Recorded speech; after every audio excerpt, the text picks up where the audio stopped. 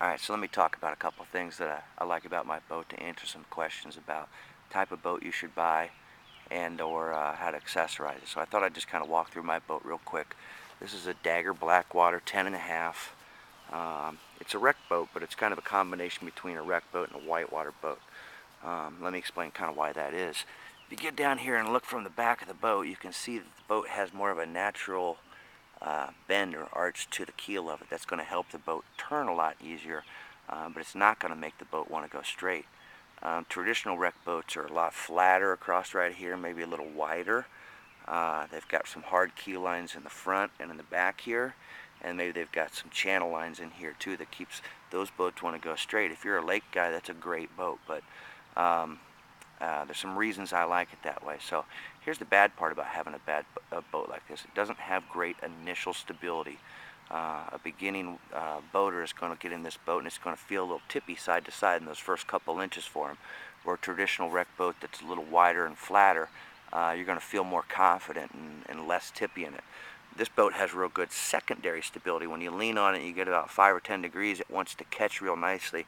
And what it does is it puts you on the edge of the boat and you're using more of the curvature of the boat to help turn the boat. So for me, small eddies where I can just lean on the side of the boat and put a paddle in and make a real easy turn. For some of my wreck boats, I have to make a couple of real hard paddles. I might miss my eddy spot, or maybe I'm disturbing more fish than I'd like to, the ones that I'm going to fish for. So, maybe a plus or minus depending on how you look at it. So this boat turns much more easily. Handles class 3s. I go to the New or Pennsylvania or Maryland and the rivers like that where you got a lot, trickier turns, more turns, different flows than Ohio. A boat like this is going to perform much better and you can still fish out of it. So, but there are a lot of Ohio rivers where you're on long, flat stretches of river and you do want to go straight. A boat like this is going to want to turn when you paddle. So you can do some things to help you with your paddle stroke to correct that, but it also has a skeg here in the back. Let me get over to the side. What this is, there's a switch on the front, and when you hit it, this thing just drops through from gravity. It just comes out a few inches, but it helps the boat go straight. And you can see there's nothing keeping it there, so if you go over a rock or something, it just pops right back in there. It's just a little, axis that it turns on here. There's nothing mechanical about it.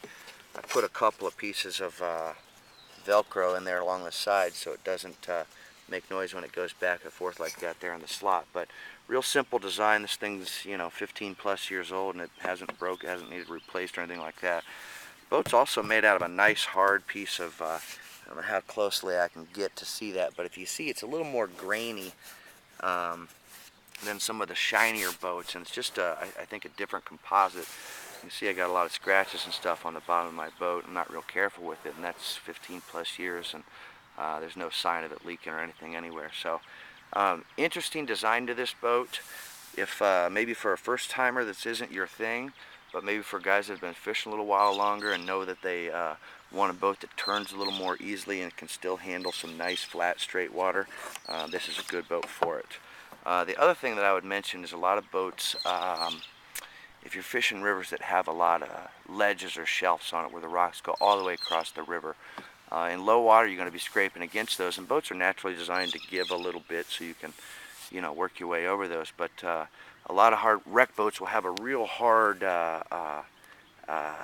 keel back here, and it's a piece of plastic and it gets down to it and it's probably only an inch thick, and if you get on those ledges, the front 2/3 of your boat slides over it and that keel will catch on it. This boat allows you to slip over those a little more easily. So if you're fishing that style of water, it's another thing to consider.